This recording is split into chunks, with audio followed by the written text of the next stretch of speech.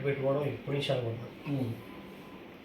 కానీ మీ ఇంట్లో నేను వచ్చినప్పుడు చూశాను, మీరు కూర్చున్న కుర్చీ కానీ గోడలకు కానీ మీ చేతికి కానీ సింహం బొమ్మలు ఉన్నాయి. అంటే సింహం అంటే ఇంట్రెస్టా లేదంటే మీరు సింహంతో పోల్చుకుంటున్నారు? సింహంతో పోల్చుకోవడం కాదు కదండి. సింహం అంటే నాకు ఎప్పుడు కూడా ఆదర్శం. నాకు అంతే, సింహలాగా బతకాలి, బతికిన 4 రోజులు కూడా సింహలాగా బతకాలి, రాజులాగా బతకాలి నా కాన్సెప్ట్. కాసేపు కొన్నారు వైసీపీలో జగన్ గారి వెనకాల కూడా తిరిగారంట కదా పాదయాత్రలో. నాకు దయచేసి ఈ విషయంలో రాజకీయాలు వాడొద్దు. రాజకీయాలకు ఇంట్రెస్ట్ లేదు కూడా, ఏ పార్టీకి సంబంధం లేదు. మెయిన్ చేసుకోవాల్సిన సేవ కార్యక్రమం మాత్రమే, అదే కొనసాగిస్తా. మీకు అత్యంత ఆప్తుడు, కోనసీమలో మొదటిసారి ఎమ్మెల్యేగా గెలిచి మంత్రిగా గెలిచారు కదా సుభాష్ గారు, ఏం చెప్తారు మరి ఆయన కోసం? సుభాష్ గారు మంచి వ్యక్తి, మంచి సేవ కార్యక్రమం చేసే వ్యక్తి. అందరూ వాడు సుభాష్ గారు, అందరూ వాడు చెప్పడు, చేసిపోతాడు. సుభాష్ గారు అనేది చేసుకుంటూ పోతాడు. మీ ఇద్దరి మధ్య ఉన్న సాన్నిధ్యం ఎలా ఉంటుంది? బాగుంటుంది, చాలా మంచి వ్యక్తి అయినా. మంత్రి పదవి వచ్చాక కలిసారు? కలుతారని మాట్లాడుకుంటాం. ఏమంటూ ఉంటారు? రామని వెళ్తారండి సుభాష్ గారు కూడా. మేము సుభాష్ గారు ఎప్పటి నుంచే నేను గత 20-30 సంవత్సరాలు మా ఊరు, మా కోనసీమే కదా, మాది కూడా అటు సైడే, ఎప్పటి నుంచి బాగా పోతుంది. సరే, అంటే ఆయన ఎక్కడో రామచంద్రపురం వెళ్ళారు, నెల రోజుల గ్యాప్లోనే కేవలం 28 రోజుల్లో అక్కడ మెజారిటీతో పెద్ద పెద్ద ఉద్దానులు కూడా ఆయన ఓడించి గెలిచారు. ఇలా మంత్రి పదవి ఇచ్చారు, 10 స్థానాలు మంత్రి పదవి ఇచ్చింది. కానీ యువనేతపై కొంతమంది స్వార్థ రాజకీయాలు చేస్తున్నారు, మీరు కూడా చూడొచ్చు. అంటే కొన్ని మీడియా కథనాలు కూడా వస్తున్నాయి, దాన్ని ఏ విధంగా చూడొచ్చు అండి? కాశీ శెట్టి గారు రాళ్ళు అంటారు, మనందరికీ తెలిసిన విషయం. అది అలాగే మంచి చేసే వ్యక్తులకి మీద వస్తూ ఉంటాయి. మా మామయ్య కూడా బోర్డు వచ్చినాయి, అవన్నీ పట్టించుకునే అవసరం మాకు లేదు. ఇక్కడ చేయవలసిందేంటి, మంచి చేయాలి, 10 మందికి న్యాయం చేయాలి, అలా చేసుకుంటూ పోతున్నారు సార్, చేసుకున్నామండి. అదే కావాలి. కానీ ఏదో ఎవరు ఏదన్నారని అలా పెట్టి కూర్చుంటే ఏది ఎదరికి వెళ్ళాము. ఇప్పుడు 2 వీలర్స్ ఫైనాన్స్ వ్యాపారం చేస్తున్నారు కదా, ఏ జిల్లాలో చేస్తున్నారు? ప్రజెంట్ అయితే కడప, పులివెందుల, మొత్తం ఆంధ్ర, తెలంగాణలో కూడా ఎక్కువ వరకే చేస్తుంటాం.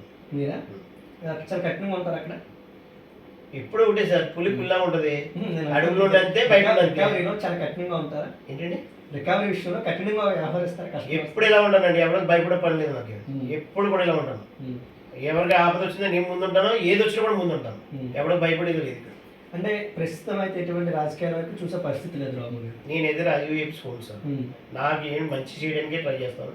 10 మందికి ఒకటి తోసిన సాయం చేస్తాను. నాకు ఏమైనా ఆస్తులు లేవు, ఎక్కడ భూములు ఏం లేవు, మనకి ఏమి వచ్చిన దాంట్లోనే సేవ చేస్తాను. అంటే ఈ స్వచ్ఛంద సంస్థ సంబంధించి, ట్రస్ట్ సంబంధించి ఏమైనా విరాళాలు సేకరించే పరిస్థితి ఉంది? ఎవరైనా డోనర్స్? అసలు అటువంటి ఉద్దేశం లేదండి. మా వాట్సాప్ గ్రూప్ అనేది 12 మంది ఉన్నాం. బయట గంటలు ఉంటారు, మరి పూర్వం ఇటు సైడ్ ఉన్నారు. ఆ 12 మందే అంతా ఆ తోసిన సాయం చేస్తుంటారు. ఆ తోసిన సైడ్కి వాళ్ళకి సాయం చేసి వాళ్ళకి ఇస్తూ ఉంటారు.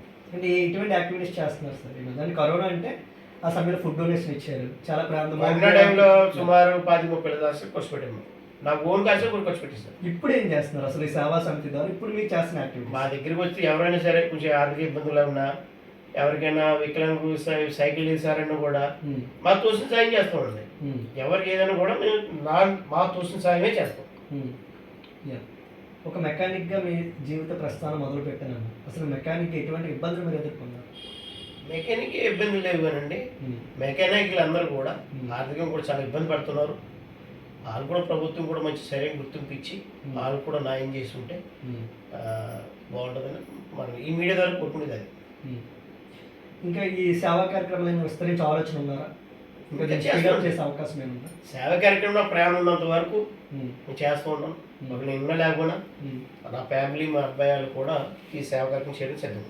ఇందాక నేను అడిగిన క్వశ్చన్ మీరు దాటవేసే ప్రయత్నం చేశారు.